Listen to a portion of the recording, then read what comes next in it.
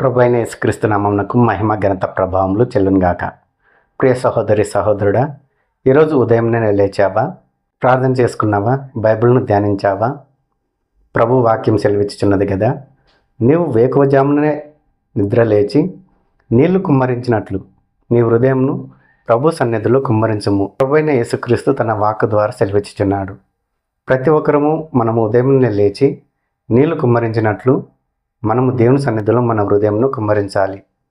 ఆ విధంగా మనం ప్రార్థన చేయాలి. కాబట్టి ప్రతిదినము మనము మొదటి గడియ ప్రభువైన యేసుక్రీస్తుకు మాత్రమే ఇవ్వాలి. మన సొంత పనులు చేసుకోవడానికి ఏమాత్రము వీల్లేదు. కాబట్టి ఈరోజు వాగ్దానం వీక్షిస్తున్న మీ అందరికీ ప్రభువైన యేసుక్రీస్తు నామములో శుభాభివందనములు తెలియజేయుచున్నాను. ఈరోజు వాగ్దానం చదువుకుందాము రండి. యెషయా గ్రంథము 30వ అధ్యాయము 19వ వచనం.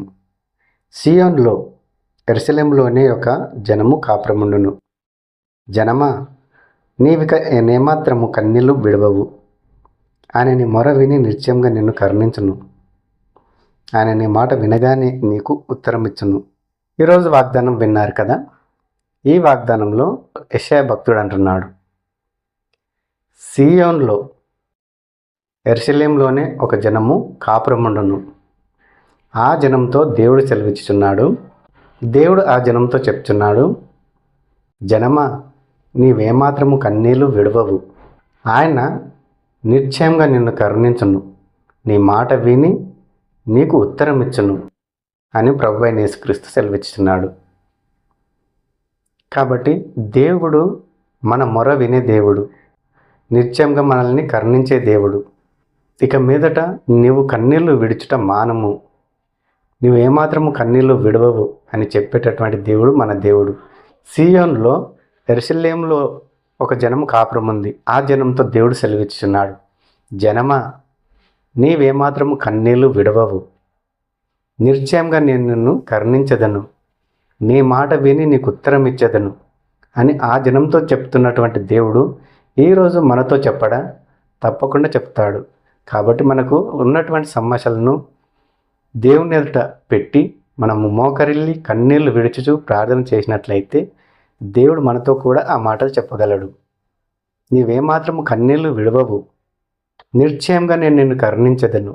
నీ మాట విని నీకు ఉత్తరం ఇచ్చేదను అని ప్రభు ఈరోజు కూడా మనతో సెలవిచ్చుచున్నాడు.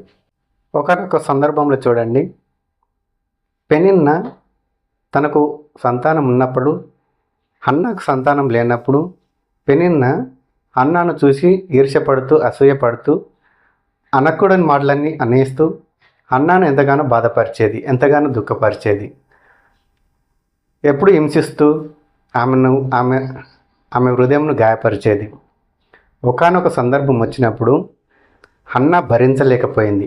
వెంటనే హన్నా పెనిన్నా మీద తిరగబడకుండా, పెనిన్నాను ఏమీ అనకుండా వెంటనే దేవుని సన్నిధికి పరిగెత్తి మోకరించి కన్నీళ్లతో ప్రార్థన చేసినప్పుడు దేవుడు అన్నా యొక్క మొర విని ఆమెకు సకాలంలో సమాధానం అనుగ్రహిస్తాడు. అప్పుడు దేవుడు ఆమెతో చెప్తాడు, నీవు ఏమాత్రము కన్నీళ్లు విడవవు.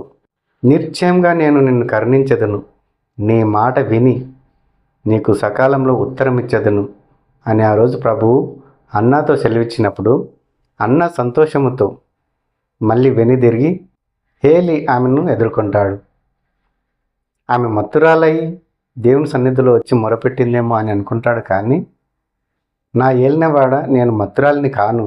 నాకున్నటువంటి సమస్యను దేవుని సన్నిధిలో మోకరించి ప్రార్థన చేస్తూ దేవునికి చెప్పుకుంటున్నాను అన్నప్పుడు హేలి అన్నాతో అంటాడు, నిశ్చయంగా నువ్వు చేసుకున్నటువంటి మనవిని దేవుడు నీకు అనుగ్రహిస్తాడు.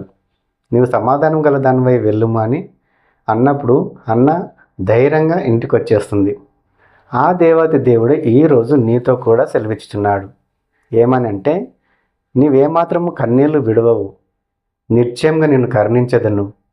నీ మాట విని నీకు ఉత్తరం ఇచ్చేదను అని ప్రభు సెలవిచ్చుతున్నాడు. కాబట్టి ప్రియ సహోదరి సహోదరుడా, ఈరోజు నువ్వు ఏ సమస్యతో అయితే బాధపడుతున్నావో ఆ సమస్యను తెచ్చి దేవుని ఎదుట పెట్టుము. మోకరిల్లి కన్నీళ్లతో ప్రార్థన చేయము. నీకు సమాధానము త్వరలో దేవుడు అనుగ్రహిస్తాడు. నువ్వు ఇక మీదట కన్నీళ్లు విడవవు అని దేవుడు నీతో చెప్తాడు. నిత్యంగా నేను నిన్ను కరుణించదును అని ప్రభువు నీతో చెప్తాడు.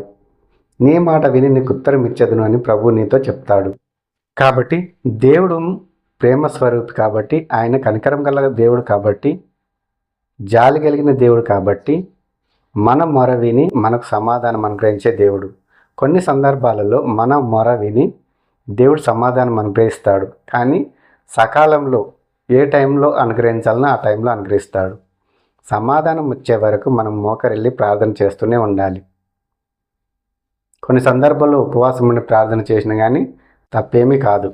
మీరు కూడా నమ్మాలని, విశ్వసించాలని ప్రభువైన యేసుక్రీస్తు నామములో మిమ్మల్ని అందరినీ వేడుకుంటున్నాను. ప్రార్థన చేసుకుందాము. ప్రతి ఒక్కరూ తలలు వంచండి. పరలోకమందున్న మా తండ్రి యేసయ్య, నీ ఘనమైన నామం కొందరాని నాయన. యేసయ్య, యెరూషలేములో కాపురం ఉన్నటువంటి జనంతో ప్రభువా నీవు సెలవిచ్చుచున్నావు. జనమా, నీవేమాత్రము కన్నీళ్ళు విడవవు. నిశ్చయంగా నేను నిన్ను కరుణించదను, నీ మాట విని నీకు ఉత్తరం ఇచ్చేదను అని ప్రభువా వారితో చెప్పినట్లు ఈరోజు నాయన ఎందరైతే ఈ వాగ్దానము విని మోకరించి ప్రార్థన చేస్తున్నారో వారందరితో నాయన మీరే నీవు ఏమాత్రము కన్నీళ్ళు విడవవు, నిశ్చయంగా నేను నిన్ను కరుణించదను, నీ మాట విని నీకు ఉత్తరం ఇచ్చదను ప్రభువా, ఆ మాటలు కూడా మాతో చెప్పమని మేము కోరుకుంటున్నాము తండ్రి. అవును తండ్రి, నువ్వు మొర వినే దేవుడవు నాయన, నిశ్చయంగా మమ్మల్ని కరుణించే దేవుడవు తండ్రి. మాకు సకాలంలో సమాధానం అనుగ్రహించే దేవుడవు, మాకు సకాలంలో ఉత్తరం ఇచ్చే దేవుడవు. నీకు వేరుగా ఉండి నాయన మేమేమీ చేయలేము తండ్రి. మాకే సమస్యలు ఉన్నప్పటికీ, అప్పుల బాధ కానీ, ఆర్థిక సమస్యలు కానీ, అనారోగ్య సమస్యలు కానీ, ఇంకా ఏ సమస్యలు ఉన్నా సరే వాటిని తెచ్చినైనా నీ పాదాల దగ్గర పెట్టి మేము మొరపెట్టి కన్నీళ్లు విడుస్తూ ప్రార్థన చేస్తున్న ప్రతి ఒక్కరిని నాయన మీరే జ్ఞాపకం చేసుకొని సకాలంలో వారిని ఆదుకోమని, ఆదరించమని, సమాధానము ఉత్తరం అనుగ్రహించమని వేడుకుంటున్నాం తండ్రి. నిన్ను ఆధారం చేసుకుని మేము జీవించలాగిన సహాయం చేయమని, కృప చూపమని వేడుకుంటాం. మమ్మల్ని మేము తగ్గించుకుంటూ నీ నామం నేర్చుకోమని వేడుకుంటాం. యేసుక్రీస్తు నామంలో మనవులు సమర్పించుకుంటున్నాం తండ్రి. ఆమెన్. ప్రియ సహోదరి సహోదరుడా, ఈరోజు వాగ్దానం వీక్షించినందుకు ధన్యవాదాలు తెలుపుతున్నాను. ఈరోజు ఈ వాగ్దానము మీకును మీ కుటుంబములకును దీవెనకరంగాను ఆశీర్వాదకరంగాను ఉన్నట్లయితే ఒక లైక్ చేయండి, షేర్ చేయండి, మంచి మంచి కామెంట్లు పెట్టండి. ప్రతి ఒక్కరూ సబ్స్క్రైబ్ చేసుకోమని ప్రభువైన యేసుక్రీస్తు నామంలో మిమ్మల్ని అందరినీ వేడుకుంటున్నాను. ప్రభువైన యేసుక్రీస్తు కృప మీకును మీ కుటుంబములకును తోడై ఉండును గాక.